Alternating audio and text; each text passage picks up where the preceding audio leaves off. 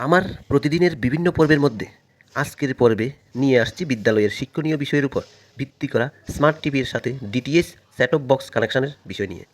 দেখছো সবাই, এটা হচ্ছে আমাদের বিদ্যালয়ের স্মার্ট ক্লাসের স্মার্ট টিভি।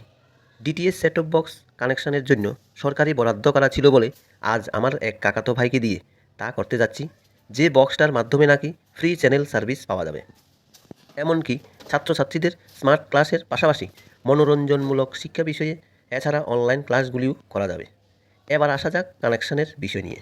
দেখছো, ছাদের উপর ডিশ এ থালার সাথে কেবল তারের কানেকশানটা দেওয়া হচ্ছে।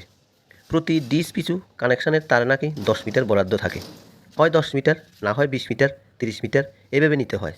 তবে যাই হোক, আমাদের 10 মিটারে হয়ে গেছে। সিগন্যাল মেলাতে গিয়ে প্রথমে টিভিটাকে অন করা হলো।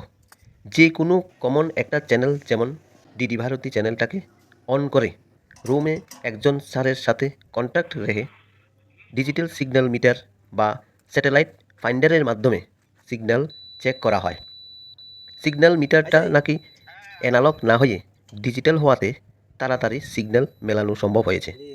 তারপর যে জায়গায় সেট হয়েছে সেই জায়গায় থালাটাকে ফিটিং করে বসানো হচ্ছে। সঙ্গে কিছু ইট দিয়ে চাপা দেওয়া হচ্ছে যাতে বাতাসে থালাটাকে ফেলতে না পারে। এবং মিটারে দেখো 99% সিগন্যাল মিলে গেছে, তার মানে প্রায় 100%। অবশেষে রোমে গিয়ে দেখি ডিটিএইচ সেট টপ বক্সের টিভি এর কানেকশান ওকে, এবং চ্যানেল ক্লিয়ারিটি দেখো একদম ফাটাফাটি। এই হচ্ছে ডিজিটাল যুগের ডিজিটাল স্টাডি ম্যাটেরিয়ালস, যা ছাত্রছাত্রীদের জন্য সহজে শিক্ষণীয় বিষয়কে তাড়াতাড়ি অনুধাবন করার একটা খুব ভালো অপরচুনিটি। আজকের পর্ব এখানেই, ধন্যবাদ।